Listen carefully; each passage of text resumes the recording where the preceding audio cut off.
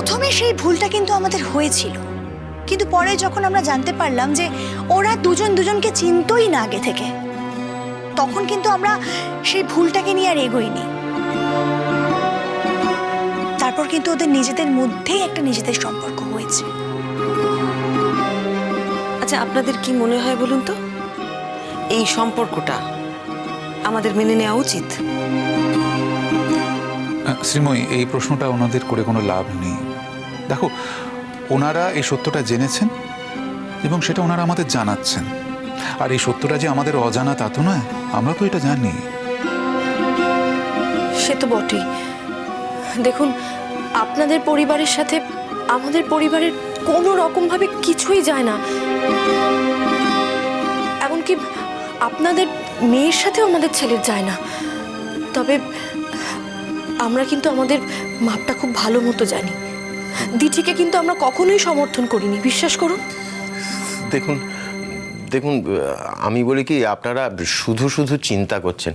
আসলে দিঠি মেয়েটা বড় ভালো, আমাদের বাড়িতে এতদিন ছিল, একসঙ্গে মেলামেশা করেছে, তাই হয়তো আমাদের এই বিপদের দিনেও আমাদের পাশে থাকতে চেয়েছে। আন্টি, একটা কথা বলবো? গরিব হওয়া কি অপরাধ? আমার ছোটদা তো ছোটবেলা থেকে অন্যায় কাজ করে করে বড় হয়নি। একদিন আমাদেরও অর্থবল ছিল। ওদেশ থেকে যখন আমরা এদেশে আসি, আমরা নিঃস্ব হয়েই আসি। বাবাও এদেশে এসে কিছু করতে পারেনি, আমার বড়দাও মারা গেছে। তাহলে আমাদের অপরাধটা কোথায় বলুন তো? বুলবুলি, তোমাকে এসবের মধ্যে কে কথা বলতে বলেছে আমি তো সেটাই বুঝতে পারছি না। তুমি চুপ করো আর ভেতরে যাও। কাকলি, ওদের জন্য একটু চায়ের ব্যবস্থা করো। না না না, আমরা চাটা কিছু খাবো না, ধন্যবাদ। আমাদের বাড়িতে এক কাপ চা খেলে মনে হয় কোনো অপরাধ হবে না, তাই না? না না, অপরাধ তো হবে না। এটা কি বলছেন আপনি? আসলে কি জানেন তো, শ্রীময়ী ও মেয়েকে নিয়ে খুব চিন্তিত। আর চিন্তা করাটা স্বাভাবিক। আপনিও তো মা, আপনি নিশ্চয়ই বুঝতে পারছেন। আমাদের দিঠি না পড়াশোনা খুব ভালো, একেবারে নিজের চেষ্টায়, নিজের প্রয়াসে ডাক্তারি পড়ার সুযোগ পেয়েছে। সারাদিন জানেন পড়াশোনা নিয়ে থাকতো, ইদানিং থাকছে না। তাই শ্রীময় একটু চিন্তা করছে যে পড়াশোনাটা যদি ঠিক মতো না হয় তাহলে তো ডাক্তারিটা পাশ করতে পারবে না। সেটার জন্যই ভয় পাচ্ছে, আমরাও পাচ্ছি। আচ্ছা, আপনারা আমাদের ঠিক কি করতে বলছেন? বেশি কিছু তো বলছি না, বলছি যে বাস্তবে দিঠি তো কিছু করতে পারছে না আপনাদের জন্যে। শুধু শুধু সময় নষ্ট হচ্ছে, মানে আপনাদেরও সময় নষ্ট হচ্ছে, দিঠিরও সময় নষ্ট হচ্ছে। না না, আমাদের কোনো সময় নষ্ট হচ্ছে না। আমরা সারাদিনে আর কি করি যে সময় নষ্ট হবে? আমাদের হাতে অফুরন্ত সময়, জানেন। হ্যাঁ হ্যাঁ, সময় হয়তো দিঠির নষ্ট হচ্ছে ঠিক, কিন্তু ও যদি এ বাড়িতে আসে, আমরা কি করে বলবো যে দিঠি তুমি এ বাড়িতে এসো না? মাফ করবেন, সম্ভব নয়, সেটা আমরা বলতে পারবো না। আপনার মেয়ে, আপনি তাকে শাসন করুন, আপনি তাকে আটকে দিন। ও যদি আমার কথা শুনতো, আমার শাসন মানতো, আমি কি আজ এইভাবে আপনাদের কাছে ছুটে আসতাম, আপনাদের সাহায্য চাইতাম? কোনোদিন চাইতাম না। দেখুন, যে কথাটা বললাম আরেকবার ভেবে দেখবেন।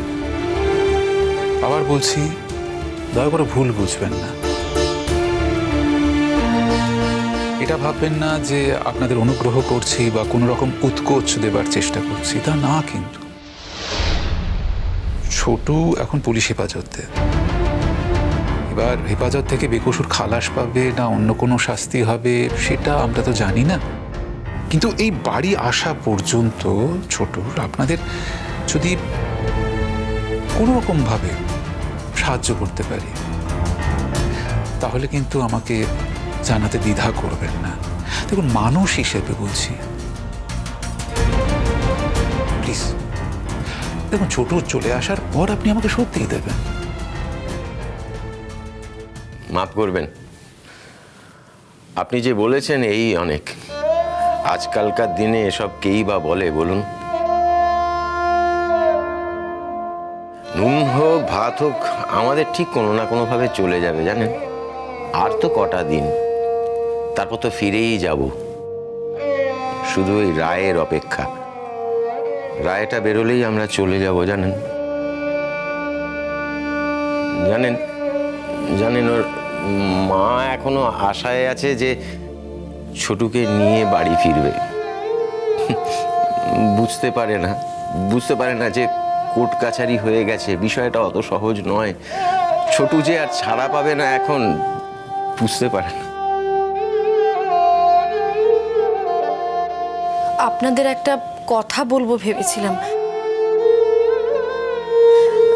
মানে যদি আপনারা এই কেসটা কোনোভাবে উঠিয়ে নেন, জানি না এখন আর সেটা হয় কিনা, তাও। দেখুন, ছোটু তো শুধু অপরাধী নয়, ওর সঙ্গে অনেক মানুষ জড়িয়ে আছে যারা এরকম জঘন্য অপরাধ করছে। আমি সত্যিই চাই তারা শাস্তি পাক। আমি চাই না আমার মেয়ের জীবনে যেটা ঘটেছে সেটা আর কারো জীবনে ঘটুক, কেউ আর এরকম কোনো বিপদে পড়ুক।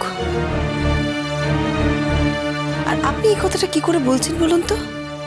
আপনিও তো একজন মা, আপনারও তো একটা ছোট মেয়ে আছে। আপনি চান না এরা শাস্তি পাক?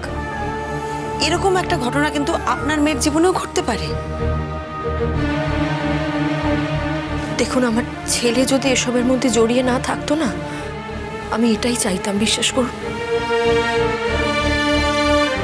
কিন্তু আমার ছেলেটাই তো সব কিছু শেষ করে দিল। ওর সংসারটাকে বাঁচাতে গিয়ে যে কিভাবে এসবের মধ্যে জড়িয়ে পড়লো, ও হয়তো নিজেও সেটা বুঝতে পারেনি। নাহলে আমার ছেলে কিন্তু অমন ছেলে নয়, আপনারা বিশ্বাস করুন। আমি হলপ করে এটা বলতে পারি। বৌদি প্রচন্ড খিদে পেয়েছে, একটু খেতে দাও। ঠিক।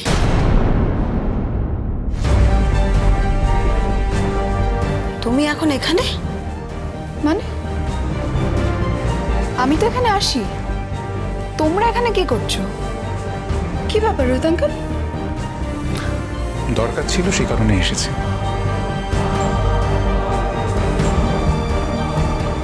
দরকারটা এটাই যে আমি যাতে এই বাড়িতে আর না আসি। কিন্তু সব মানুষ তো একরকম হয় না, না মা। কিছু মানুষের মেরুদণ্ডটা সোজা থাকে না, কিছু মানুষের থাকে। আর এই মানুষগুলোর মেরুদণ্ড সোজা। সেই জন্য তোমরা যে অনুদান দিতে এসেছো সেটা এরা নেবে না। দরকার হলে লড়াই করে খেটে খাবে, কিন্তু কারোর ভিক্ষে নেবে না। আর ওরা আমাকে কোনোদিন বাড়ি থেকে বেরও করে দেবে না। এইসব কথাই বলতে এসেছিলে তো এখানে? দিঠি, ছি ছি দিঠিমা, মায়ের সঙ্গে এভাবে কথা বলো না। আমি কিছু ভুল বলেছি কাকু? তুমি বলো। আমার মা আর রোহিত আঙ্কেল এই কথাগুলো তোমাদের এতক্ষণ বলেনি। বলো কি হলো কাকিমা, বলো।